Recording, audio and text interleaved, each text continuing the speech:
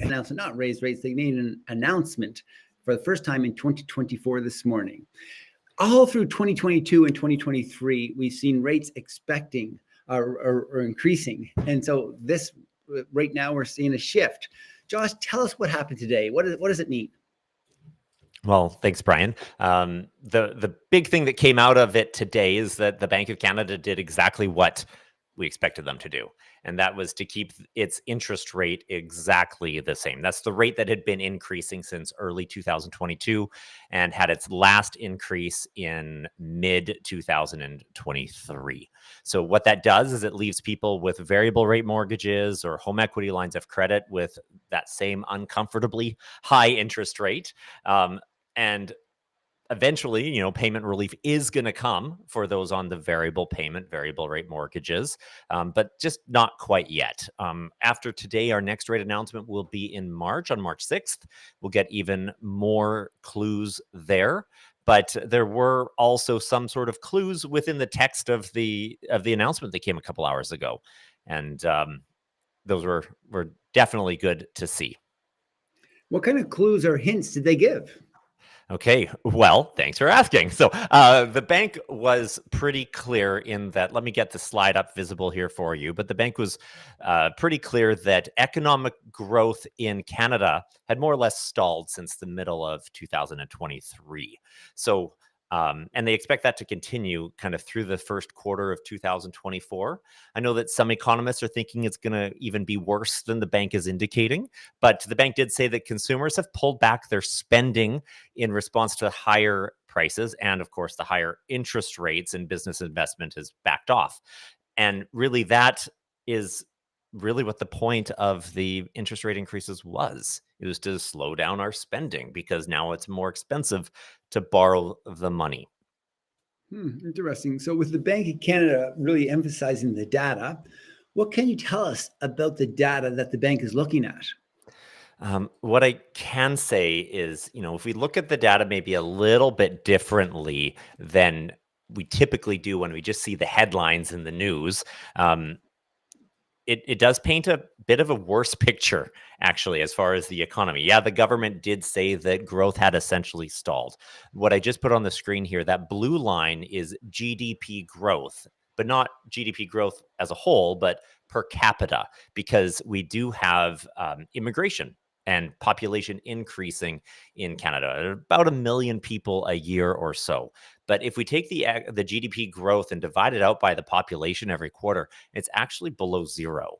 Now, the definition of a recession is 2 quarters in a row of negative GDP, not per capita, but what I'm seeing here and what many economists are pointing out is that the per capita view shows that it's actually a little bit worse than the headline views. And, Canada's a big country, right? Not every place in the country is going to have its pluses and its minuses at the same time. Here in Alberta, things are very strong. We have some of the highest wages in the country. But, if you look, say, across the country, 1 out of 5 Canadians lives in Quebec.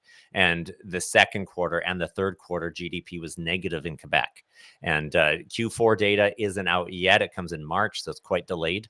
But, if it's just following that same trend, like I put on that graph there, it's going to continue to be negative. So we are seeing that as the country as a whole, it's not as awesome as it is here in Alberta, but that is going to bring the bank to a point where it's going to need to stimulate things, right? Recession's not good for anybody. And one of the main tools for stimulating growth is to lower the interest rates.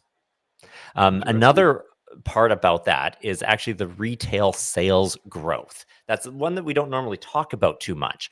If we go back to early 2022, when inflation sort of hit its peak, the retail sales growth had grown by even more than the overall inflation, suggesting that retail sales growth was a big cause of that. Remember when it was hard to find things and prices were going up all of the time, and not just groceries, but lumber went up insane amounts, and pretty much anything that we buy went up quite a bit. But if you follow that red line compared to the orange one being inflation, the red line being the retail sales, it dropped off pretty quickly as soon as the bank started to increase its interest rate.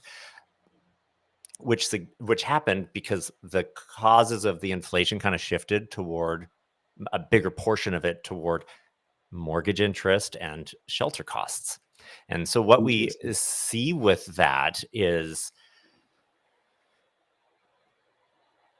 I guess what we're seeing with that is by having an increased population that's hiding the negative GDP growth, but also it's no longer things costing more. It's services and it's inflation. And you know what? If we take a look at what the Desjardins Bank tells us and points out quite accurately, it's that the inflation we're seeing now, if we take out the shelter aspects, that's rent and mortgage interest, inflation isn't at 3.4% like December numbers are showing. It's actually at 2.4, which is just a sneeze away from the 2% target that the Bank of Canada has. And that's down 6% from where it was back in December of 2022. So major progress has been made in that. And so they are now telling us that we are well on track for it to be where we want it to be with the inflation numbers.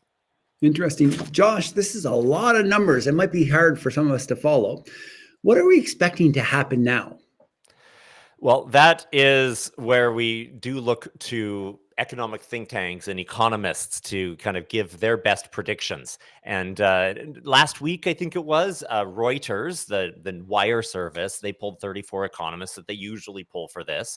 And 22 of them, or 65% of them, say that the first rate cut is going to come in June, and maybe a little bit later. And you know what? I think that's very reasonable to say, yeah, June's when that's going to happen. Then the question is, how quickly is it going to lower after that? And how far is it going to lower after that? Just a few minutes ago, I got an updated information or analysis by Capital Economics. They've been saying in the last week, they said maybe April for the first drop. They're forecasting every 6 weeks another 0.25% for a total of 2% of rate drops. And they do think that the Bank of Canada is a little bit optimistic on how they're saying things. And so they are predicting a faster decrease than the market generally is predicting. But for us to see 2% in interest rate drops between the first one, whether it be in April or in June of this year, or for us to see it, that 2% of interest rate drops, to get that by early or mid 2025 is probably very reasonable. And that's going to be some major welcome change for variable rate mortgage holders. And of course, along with that, we're going to see fixed rates continue to decrease, often in advance of the decreases, because the fixed rate changes often are in anticipation of what we're going to see. So we can definitely expect, Bryon, over the coming year to year and a half, things to return a lot more to normal. Home ownership will be a lot more affordable for people. But of course, on the flip side, you know what happens, Bryon, when interest rates go down in a tight housing market. Exactly. Josh, this has been very interesting. It's always a pleasure to connect with you weekly to talk numbers and try to make some analysis of what's happening for us in the trenches in real estate.